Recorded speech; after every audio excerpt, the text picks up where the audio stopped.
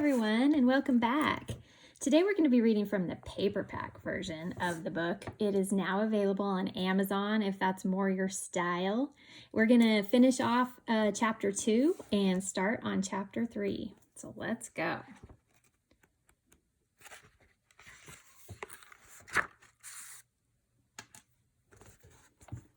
After a decadent dinner at Joey's, we returned to Jericho House. "We'll leave my car in the front drive," Grandma Lily suggested when we arrived back home.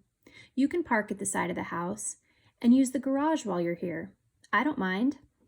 I saw what she was doing, showing me how convenient it could be to live together. But I didn't argue, because I had already successfully avoided any more conversation about my old days in Jericho Falls during dinner. I wasn't about to get into any more deep topics tonight. Once inside, I kissed Grandma Lily on the cheek. "I'm going up to my room." "There are fresh sheets on your bed," she said, smiling. On my way upstairs, I almost felt like I was in a trance. How many nights had I spent in Jericho House? How many had I spent here in my dreams? I breathed in the quiet, familiar surroundings. "I'm not staying here," I told myself out loud. "It's not possible." Elliot meowed. "Don't argue with me, cat." Chapter 3. It was him. I slept like the dead.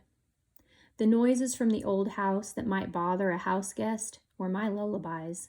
The squeaks and crackles it made as it settled in for the night soothed me. We always had a fan running to circulate the air and keep the house cool or warm, depending on the season. I loved the familiar white noise.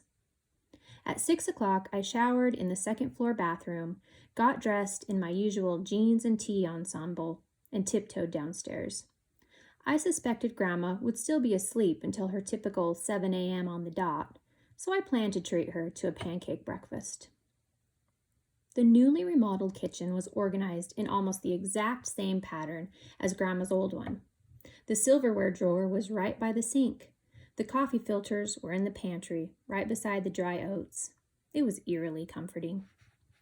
I stood at the window, enjoying a spectacular view of the sunrise coming up over the eastern mountains as I mixed pancake batter. It was magnificent. This side of the house faced the driveway where my truck sat. The drive led to a brick building which was originally a carriage house. The building was converted into a garage in the 1920s when the family's mode of transportation switched from horse and carriage to a Model T. I let my gaze drop from the distant mountains to the gravel driveway. At first, I couldn't tell what I was looking at. It was just a dark shape on the ground. But then I realized it was a top hat laying on its side. I covered my mouth in surprise. Did Art sneak in last night? I didn't hear a thing, but then again, I practically fell asleep the minute my head hit the ruffly pillow. Was he upstairs now? I felt my cheeks get hot at the thought of my grandma sneaking in her boyfriend to stay the night. I likely ruined his stealthy early morning exit by coming downstairs. I hurried out the back door to rescue the fine hat from the misty morning dew. Reaching down, I had nearly touched the black satin brim when something shiny caught my eye in the flower bed against the house. It was a patent leather shoe. Make that shoes, plural. Connected to legs.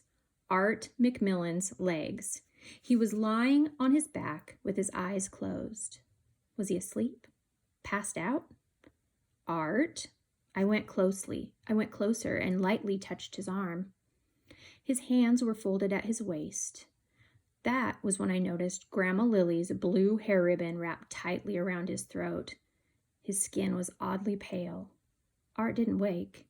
He wasn't asleep. Art was dead. I gasped for air and my whole body began to shake. What should I do? Is Grandma Lily all right? I ran back inside. "Grandma, where are you?" I shrieked, running through the kitchen and into the hallway. What if she'd been harmed too? Grandma Lily poked her head out of the parlor, holding some wadded-up newspaper. She had apparently been starting a fire to break the morning chill. "Chloe, dear, what is it?" Her face was creased with concern. "It's Art. He's outside." I struggled to get the words out. I was on the verge of hyperventilating. I felt clammy and my knees shook. "What in the world is he doing here so early?" she asked. "No idea," I gasped, my vision diminishing by the second. "Well, let's go ask him," she said, pushing past me. "Can't," I said. "Dead." And then the room went black. The sound of sirens woke me. I was on the couch with a pillow underneath my feet while an EMT checked my pulse. "You're going to be fine, miss. Just rest for a bit longer," she said. "I'll be helping the others outside." In a few moments, I felt that I could stand again without the room spinning. When I made it to the yard, an ambulance and a police car were in the driveway. Grandma Lily was in tears, talking with the police officer. How could this be? I'd been back in Jericho Falls for less than 24 hours, and already something like this was happening. I felt sick. I never should have come back. Would my presence here be suspicious? There was no question. I had to get out of this mess.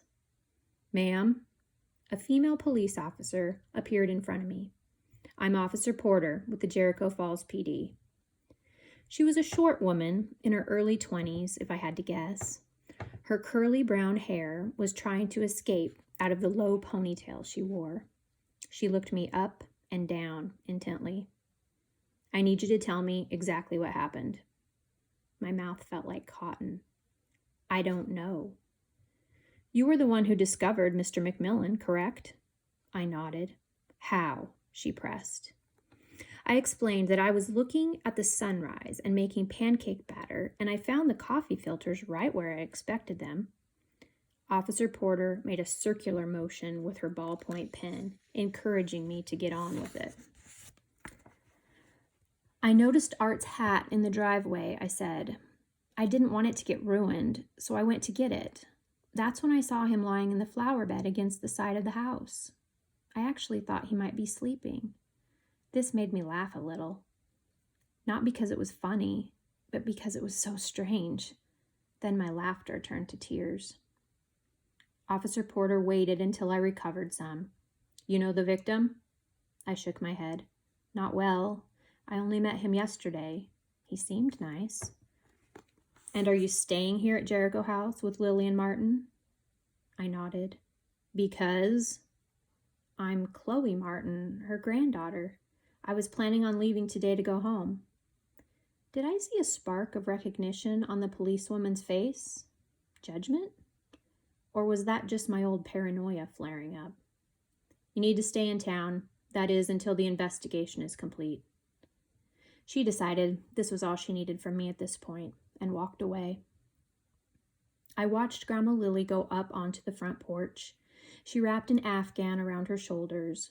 Her eyes were rimmed in red. I went to her. "Grandma, how are you doing?" She could only shake her head. I put my arms around her and the blanket and let her cry. "I should have known," she mumbled. "Something bad was bound to happen to that man." "What do you mean?" Grandma Lily pursed her lips and put a hand to her forehead. It was ridiculous for her to feel responsible for whatever happened to him, but I knew exactly what she was going through. I didn't get a chance to say anything to console her before a shiny sedan pulled up at the curb. A sophisticated man with auburn hair stepped out of the driver's seat. He buttoned his dark blue suit jacket as he exited the vehicle. The shine of his shoes caught the morning light. No, I thought, it can't be. The gentleman walked with purpose straight to Officer Porter and began talking, concern showing between his brows. It was him. When he and the officer broke apart, his eyes landed on me. This was Blake White, my on-again, off-again, summertime boyfriend. "Why is he here?" I asked Grandma Lily, still locked in a staring contest with the good-looking yet problematic man. Probably because he's running for mayor, whispered Grandma. And here he comes. That does it for chapter 3, everybody, of A History of Murder. If you're enjoying the story, make sure you subscribe and maybe give the video a thumbs up to help direct some more people to the story. And I'll see you soon for chapter 4. Bye-bye.